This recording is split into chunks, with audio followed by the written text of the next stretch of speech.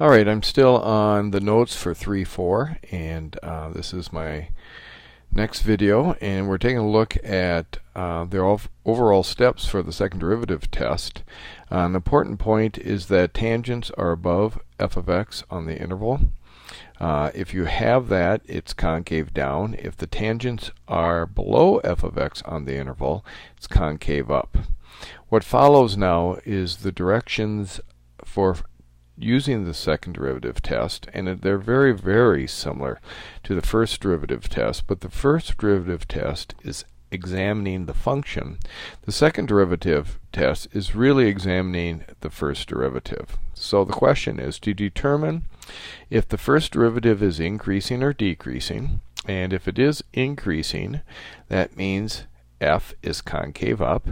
If the first derivative is decreasing, the function f is concave down. So that's the relationship you always have to remember. First of all, you find the second derivative. You find the x values, or the critical numbers, and I'm going to cross this. I'm going to cross this out here, just so you don't get confused. I didn't want that. So you want to find the x values, or the critical numbers, for the derivative. That's what those x values are. It's always like one generation back.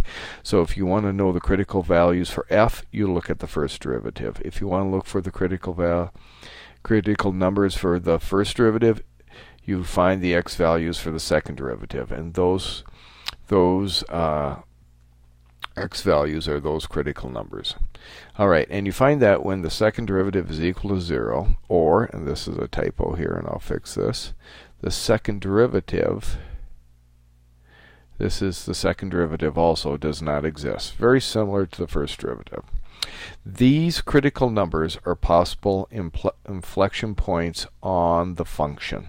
Alright, set the intervals with the critical numbers, check the test value in the second derivative. If the second derivative is positive, the first derivative is increasing, and f is concave up.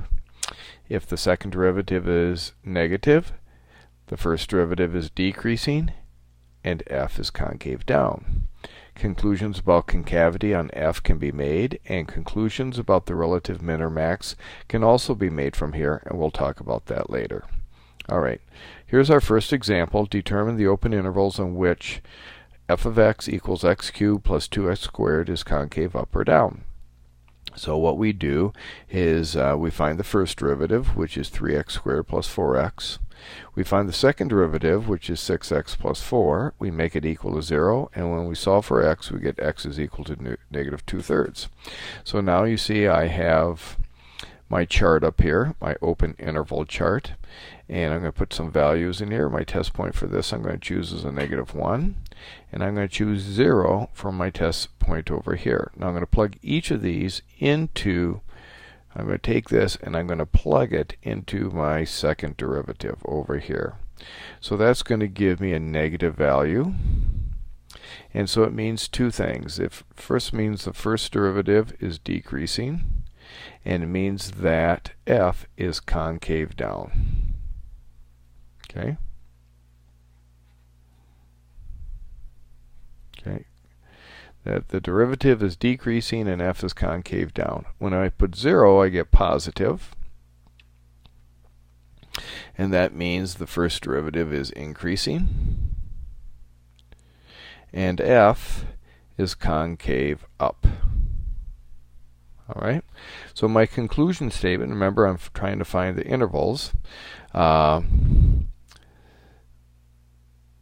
Since the second derivative is less than 0 on the interval negative I should probably write negative infinity to, actually let me fix that up a little bit. I don't like that. I'll make it easier. Negative infinity, comma, negative 2/3. F is concave, I'll write that a little bit, concave down on that interval.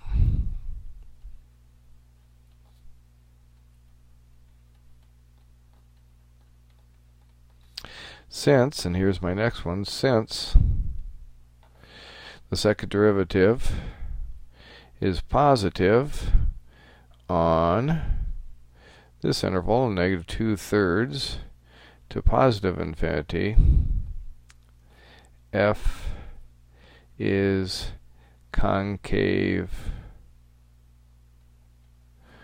up on that interval.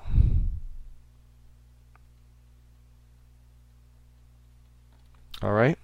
Now notice that's basically my two statements. Now notice possible points of inflection for f can happen when the second derivative equals 0 or the second derivative does not exist. At points of inflection, concavity changes. Well, if you notice, we went from concave down here to concave up. So x equals a negative 2/3 is a critical point or a critical number that indicates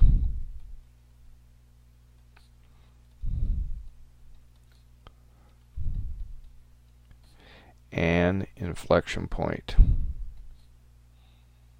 Now, if I want to know the exact point, I would put a negative 2/3 into this function. I would figure out what f of a negative 2/3 is. I suppose I could do that now. That would be a negative 8/27. That's what you get when it's cubed. Plus 4/9, 8/9. Well, that's equal to a negative 8/27 plus 24/27, which is 16/27, which means a negative 2/3, comma 16/27 is my point of inflection.